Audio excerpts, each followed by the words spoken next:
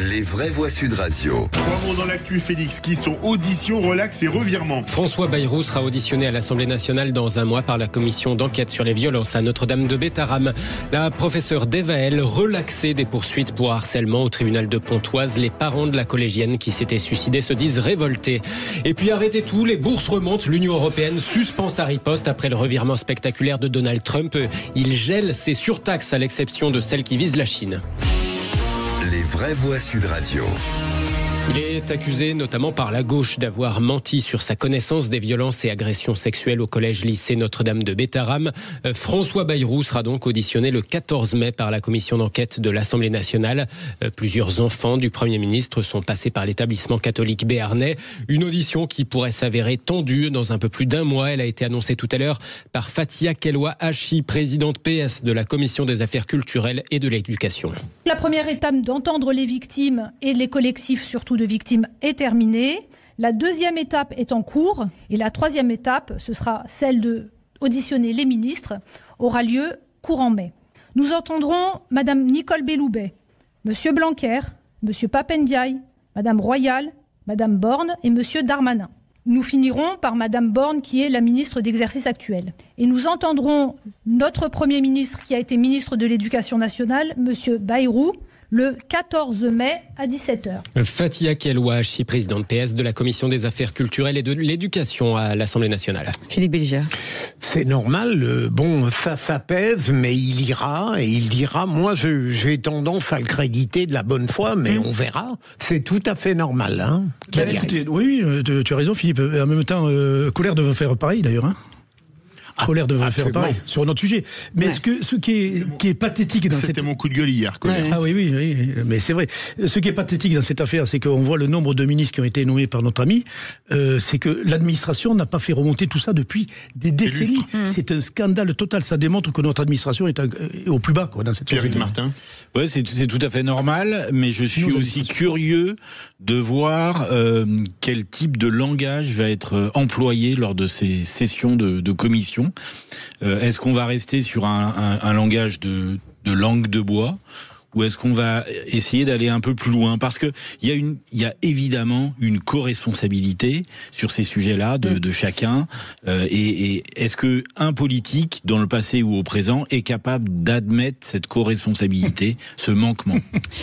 Et le deuxième mot, relax, celle de la professeure Devaël qui était poursuivie pour harcèlement. La collégienne s'était suicidée en 2019, suite à quoi l'enseignante était poursuivie pour harcèlement sur mineurs. La procureure avait requis 18 mois de prison avec sursis, ainsi qu'une interdiction d'enseigner. Elle lui reprochait d'avoir livré la jeune fille, je cite, en pâture au collectif, de l'avoir notamment fait pleurer au cours d'une séance en classe où ses camarades avaient été invités à exprimer ce qu'ils lui reprochaient. Finalement, le tribunal de Pontoise donc estime que les éléments à charge étaient, je cite, discordants, indirects, peu circonstanciés, ou bien que ces éléments relèvent de comportements adaptés et légitimes s'agissant de l'autorité nécessaire à la tenue d'une classe. C'est ce que dit le jugement du tribunal de Pontoise. La mère Devaël est ressortie en pleurs de l'audience.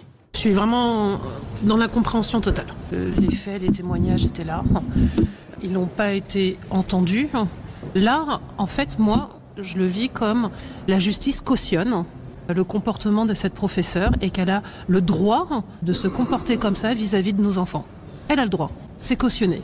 On ne risque rien. Non, à partir du moment où il y a de la maltraitance, alors après, vous appelez ça harcèlement, maltraitance ou comme vous voulez, mais il y a eu de la maltraitance. On ne peut pas le nier, ça. Là, c'est vraiment incompréhensible. Donc, je pense qu'il va falloir qu'on réexplique les choses encore une fois lors de notre appel. Propos recueillis par l'AFP, sauf que si le parquet ne fait pas appel, il n'y aura pas de second procès pénal. L'enseignante pourrait seulement être jugée en appel au civil pour d'éventuels dommages et intérêts. Professeur qui vient de réagir.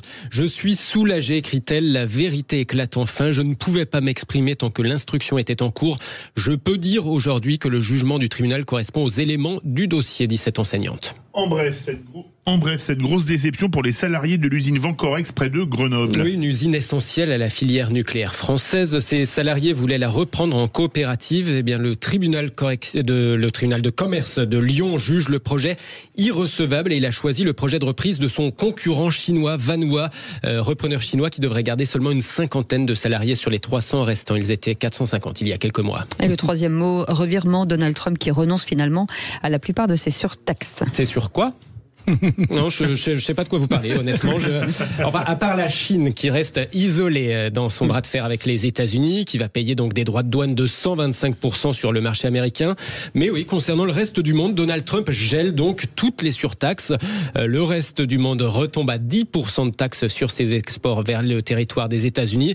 Revirement d'ailleurs à l'occasion duquel le président Trump semble presque se demander pourquoi tant d'agitation au moment de ses précédentes annonces. I thought that people were jumping a little bit out of line. They were getting yippy. J'ai trouvé que les gens s'agitaient un peu, ils devenaient fébriles, un peu effrayés. Je traduis pour les autres que Philippe Bilger, évidemment. Volte-face à l'issue de laquelle l'Union européenne va geler sa riposte durant 90 jours pour donner une chance aux négociations. C'est ce qu'annonce la présidente de la Commission. Mais Ursula von der Leyen prévient, cela dit, si les négociations ne sont pas satisfaisantes, nos contre-mesures entreront en vigueur. Merci beaucoup Félix Mathieu.